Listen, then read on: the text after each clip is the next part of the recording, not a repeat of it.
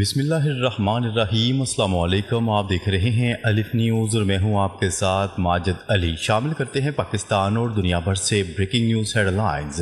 کیا بھارت 18 مئی کے بعد پاکستان پر حملہ کرنے جا رہا ہے؟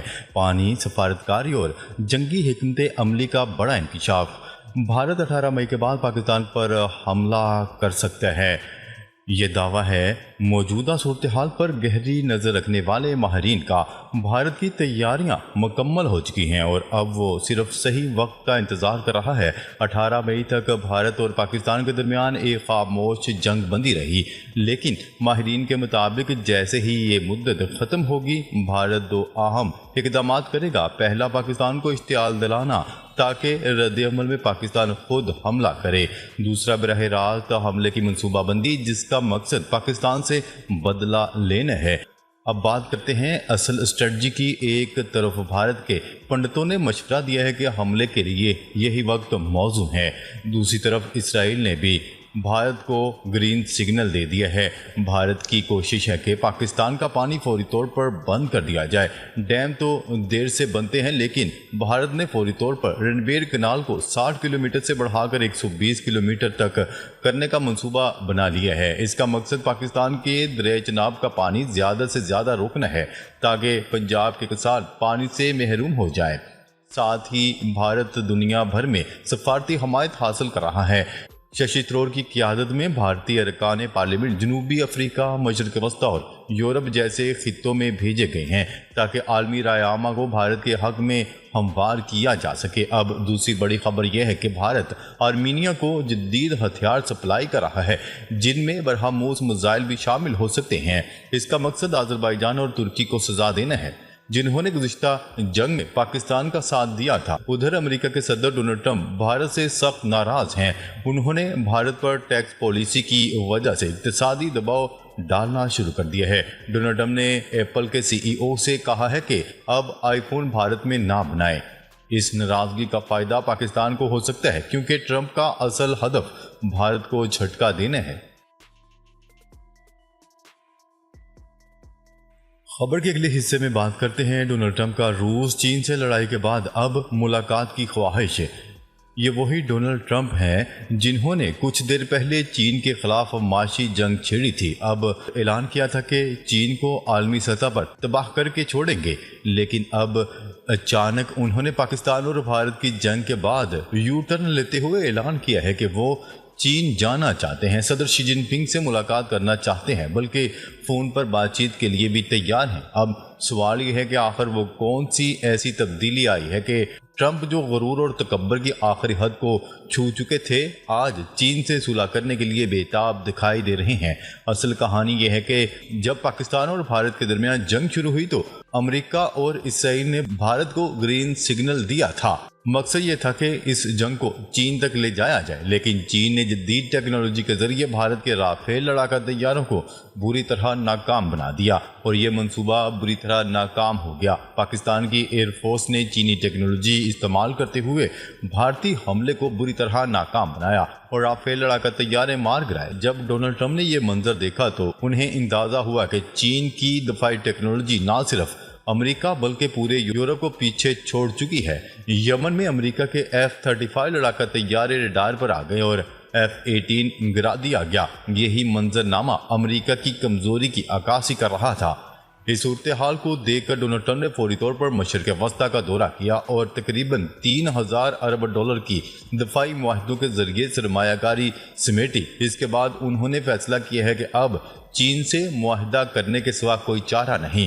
یہی وجہ ہے کہ آج ڈونلڈ ٹرمپ کہہ رہے ہیں، میں شی جن پنگ سے بات چیت کے لیے تیار ہوں، مجھے چین کا سرکاری دورہ کرنے کی دعوت دی جائے۔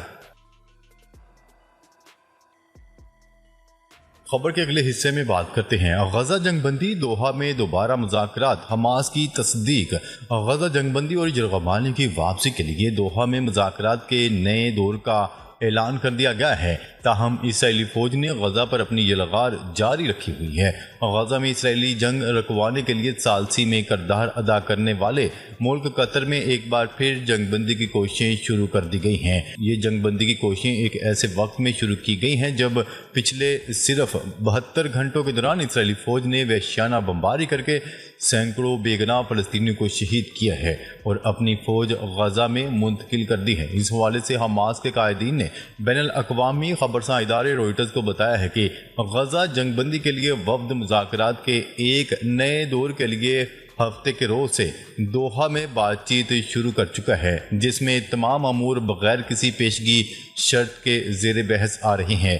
سینئر حماس رہنما کا کہنا ہے کہ یہ مذاکراتی دور بغیر کسی پیشگی شرط کے شروع ہوا ہے اور تمام معاملات پر بات چیت کے لیے کھلا ہے۔ انہوں نے مزید بتایا ہے کہ حماس تمام معاملات پر اپنا موقف پیش کرے گی، خاص طور پر جنگ کے خاتمے، اسرائیلی افواج کا انخلاء اور قیدیوں کے تبادلے کے حوالے سے بات ہوگی۔ حماس کے وفد نے اپنی مذاکرات میں پیش کردہ موقف کا خاکہ بیان کرتے ہوئے کہا ہے کہ جنگ کے مکمل خاتمے کی ضرورت ہے، قیدیوں کی رہائی اور ساتھ ہی ساتھ اسرائیل کی فوج کا غزہ سے انخلاء اور انسانی بنیادوں پر امداد و خوراک کی غزہ میں تقسیم ہمارے بنیادی امور ہیں جن پر ہم بات کر رہے ہیں۔ خبر کے اگلے حصے میں بات کرتے ہیں بغداد عرب لیگ کا اجلاس، سعودی عرب کا فوری جنگ بندی اور اسرائیلی مظالم کے خاتمے کا مطالبہ۔ عراق کے دارالحکومت بغداد میں عرب لیگ کے اہم اجلاس میں سعودی وزیر مملکت برائے امور خارجہ عادل الجبیر نے فلسطین میں فوری جنگ بندی کا مطالبہ کر دیا۔ سعودی وزیر مملکت برائے امور خارجہ نے کہا ہے کہ فلسطینی عوام کی جبری بے دخلی کو مسترد کرتے ہیں اور یہ انسانیت سوز اقدام ہے۔ انہوں نے کہا کہ اسرائیل کی جانب سے انسانی حقوق کی سنگین خلاف ورزیاں اقوام متحدہ کے چارٹر کی کھلی توہین ہیں جنہیں مزید برداشت نہیں کیا جا سکتا۔ اجلاس میں عرب ممالک نے غزہ میں تباہ شدہ انفراسٹرکچر کی بحالی پر بھی زور دیا اور عالمی برادری سے مطالبہ کیا کہ وہ غزہ کی تعمیر نو کے لیے فوری مالی امداد فراہم کرے۔ اجلاس میں فلسطین سے اظہار یکجہتی اور اسرائیلی جارحیت کے خاتمے کے لیے اجتماعی موقف اپنانے پر اتفاق ہوا ہے۔ خبر کے اگلے حصے میں بات کرتے ہیں یرغمالیوں کی رہائی پر امریکی وزیر خارجہ کا اسرائیلی وزیر اعظم سے رابطہ۔ امریکی محکمہ خارجہ کی ترجمان ٹیمی بروز کے مطابق بات چیت میں جنگ زدہ علاقے میں انسانی امداد کی فراہمی اور جنگ بندی کی اہمیت پر زور دیا گیا۔ انہوں نے کہا ہے کہ یرغمالیوں کی محفوظ واپسی کے لیے بین الاقوامی سطح پر مربوط کوششیں جاری ہیں۔ امریکہ اقوام متحدہ اور علاقائی شراکت داروں کے ساتھ مل کر خطے میں پائیدار امن کے لیے کام کر رہا ہے۔ انہوں نے مزید کہا ہے کہ امریکہ کی اولین ترجیح میں یرغمالیوں کی رہائی، انسانی جانوں کا تحفظ اور جنگ کا خاتمہ شامل ہے۔ خبر کے اگلے حصے میں بات کرتے ہیں ڈونلڈ ٹرمپ اور پیوٹن میں پیر کو ٹیلی فونک رابطہ متوقع، جنگ بندی کا امکان۔ امریکی صدر ڈونلڈ ٹرمپ اور روسی ہم منصب ولادیمیر پیوٹن کے درمیان پیر کے روز ٹیلی فونک رابطہ متوقع ہے۔ روئٹرز کی رپورٹ کے مطابق امریکی صدر ڈونلڈ ٹرمپ نے ہفتے کے روز بتایا کہ وہ پیر کو روسی صدر ولادیمیر پیوٹن سے یوکرین میں جنگ روکنے اور تجارتی معاملات پر بات کریں گے۔ روئٹرز نے انکشاف کیا ہے کہ گزشتہ ہفتے جب ڈونلڈ ٹرمپ خلیج کے دورے پر تھے تو انہوں نے ولادیمیر پیوٹن کو پیشکش کی تھی کہ اگر وہ آ سکتے ہیں تو وہ ترکی کا سفر بھی کر لیں گے اور وہاں مذاکرات کر لیں گے، تاہم پیوٹن نے اس پیشکش کو قبول کرنے سے انکار کر دیا۔